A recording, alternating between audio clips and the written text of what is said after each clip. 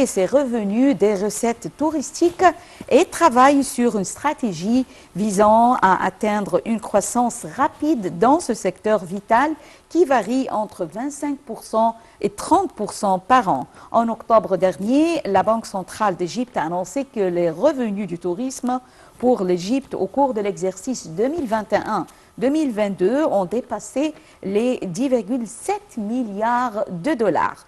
Et nous avons le plaisir d'avoir avec nous en ligne Monsieur Antoine Youssef Bourdadi, expert en tourisme, qui va nous jeter la lumière sur ce sujet. Bonjour, Monsieur Antoine Youssef Bourdadi. Bonjour, bonjour à tout le monde et à tous les téléspectateurs. Bonjour. Tout d'abord, merci, Allah Akram. Monsieur Antoine Youssef Bourdadi, tout d'abord, comment voyez-vous la situation, le secteur du tourisme actuellement et dans la saison prochaine? Cette année, effectivement, donc, je pense que tous ceux qui travaillent dans le secteur sont bien heureux parce que enfin, on a vu que le tourisme est revenu d'une façon plus que normale. On était resté avec, bien sûr, les souvenirs des années 2010 avant 2011. C'est là qu'on a fait un record d'à peu près 15 millions ou 14 millions de touristes. Et on a fait des revenus de 14 milliards de dollars à peu près. Des difficultés depuis 2011, malgré tous les efforts faits, et malgré qu'on a pu revenir un peu dans les années 2018-2019, mais le Covid et puis tout le reste, ça a de nouveau freiné. Cette année, vraiment, on sent qu'il y a un record. Je pense qu'on va dépasser le nombre en touristes et aussi en revenus. Bien sûr, avec la dévaluation aussi de la livre égyptienne, ça a comme amélioré beaucoup. Parce que peut-être c'est un des seuls secteurs qui profite effectivement de la dévaluation de la livre. Donc, on parle d'efforts déployés justement. Quelle est la nature de ces efforts? C'est-à-dire, qu'est-ce qu'il faut faire justement pour augmenter les recettes touristiques? Vous avez justement précisé que déjà, il y a une augmentation plus ou moins concrète qui a profité à ce secteur. Qu'est-ce qu'il faut faire davantage? S'il y a d'autres choses à faire, quel est votre regard justement plus ou moins général sur ce secteur? Ah oui, il y a beaucoup à faire. L'Égypte, c'est un potentiel extraordinaire. D'où les variétés de tourisme qui existent dans ce pays. Le tourisme culturel, balnéaire, safari, congrès, sport, religieux, tout. On travaille sur tous les secteurs, ça améliore sur tous les secteurs, mais je pense que l'Égypte est vraiment d'être un des premiers pays du monde. On a le potentiel, on a ce qu'il faut de l'investissement. Déjà, c'est très bien que cette année, on a vu que beaucoup d'investissements qui étaient arrêtés en revenus sont revenus. Je parle des hôtels fermés, des hôtels, des bateaux de croisière, à cause du tourisme fonctionner quelques mois dans l'année. Cette année, on voit que ça a repris. Maintenant, il faut augmenter l'infrastructure tant qu'on peut. Il faut toujours réinvestir dans ce secteur. Il paraît qu'il y a 250 000 chambres d'hôtel qui sont en cours de construction, des bateaux de croisière en restauration. Il y a un effort énorme qui a été fait par le gouvernement sur le plan infrastructure, genre aéroport, port, route, autoroute, site. Tout ça, il y a un aménagement extraordinaire qui a été fait. Mais ça va.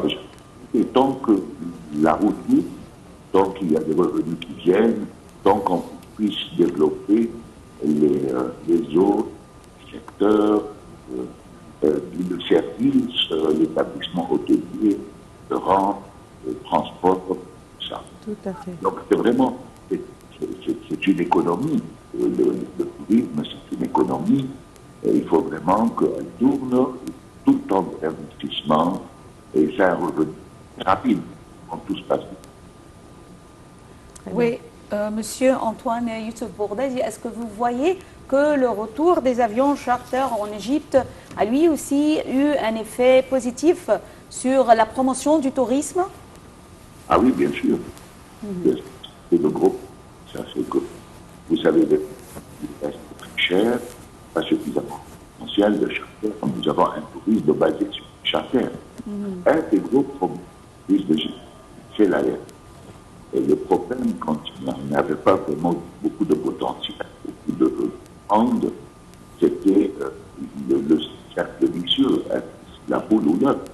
Est-ce qu'on met des charters, après on cherche des clients, ou on fait des charters en fonction des clients, du nombre de clients? Mais du moment où ça tourne, eh ben, il y a la demande sur tout. Les charters, c'est très très important, il faut encore s'élargir dans ce domaine. À mon avis, il faut donner beaucoup plus de facilité aux compagnies aériennes pour qu'elles puissent quand même voler dans les destinations égyptiennes en un peu plus de liberté.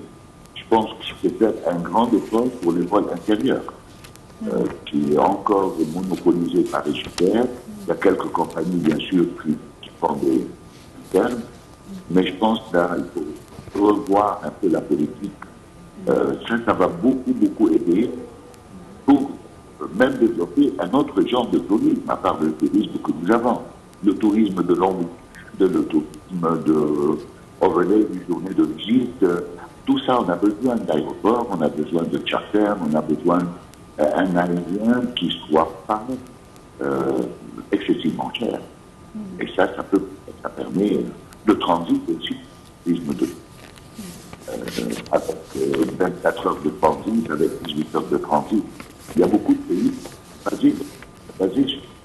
Donc, on a une situation géographique comme j'ai dit, il faut profiter de tous ces éléments. Très bien.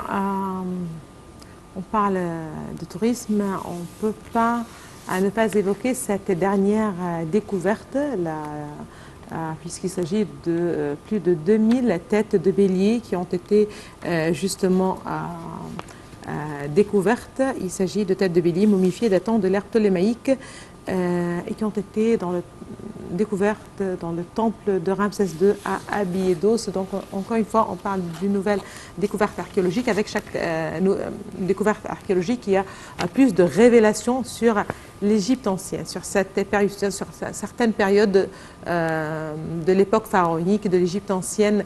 À quel point, justement, ces découvertes sont susceptibles d'attirer le regard du touriste étranger. Certainement, on connaît que ceux qui s'intéressent à la culture, ceux qui s'intéressent à l'Égypte ancienne, ceux qui sont fascinés par l'égyptologie, sont plus ou moins au rendez-vous, arrivent au Caire ou sur les différents sites partout dans le pays, en Haute-Égypte, certainement près du Caire, même dans le delta. Quel regard vous portez sur cette nouvelle découverte? Bien sûr, les découvertes, ça ne va pas. On ne va pas. Et, il y a de quoi. Et on a encore des décennies à peut-être des découvertes tout le temps. L'important, c'est de bien faire du marketing avec ça. Vous savez, une découverte, l'information, bon, ça intéresse tout le monde entier. Donc ça passe sur des bulletins d'information, dans des reportages. Tout de suite, ça rappelle l'Égypte, c'est de la publicité. Même pas seulement pour le tourisme culturel. L'Égypte reste dans la mémoire, même pour ceux qui font autre type de tourisme dans notre pays. Mais ça reste notre prestige, notre publicité, toutes ces découvertes, qui est d'ailleurs très impressionnant. Et aussi, il y a des endroits qui n'ont pas pris leur part suffisante, effectivement, dans les films et dans les visites touristiques. Vous savez, là, ça a été trouvé à Abydos. Abydos, c'est un site qui est reconnu par le temple d'Abydos de Séphanie et d'autres. Mais Abydos, c'est une zone qui va faire beaucoup de découvertes dans le temps qui vient.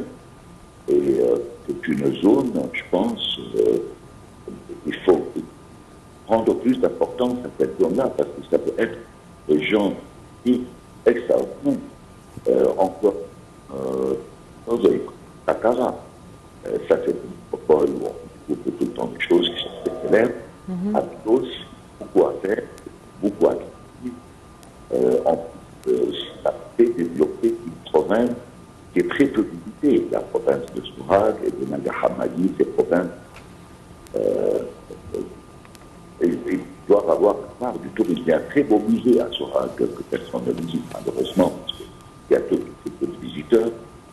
Abydos, il y a un site immense, où il y a des tombeaux, où il y a des anciennes villes de Ptolémée, il y a plusieurs sites.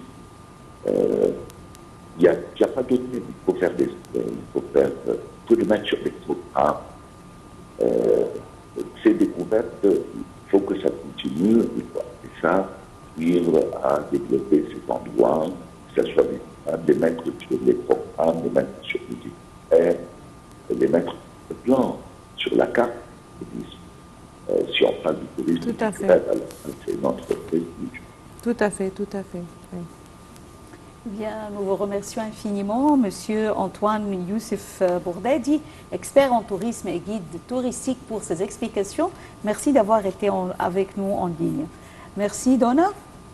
Et nous arrivons à la fin de cette édition de notre programme quotidien. Bonjour l'Égypte. Merci pour votre fidélité à NLTV International.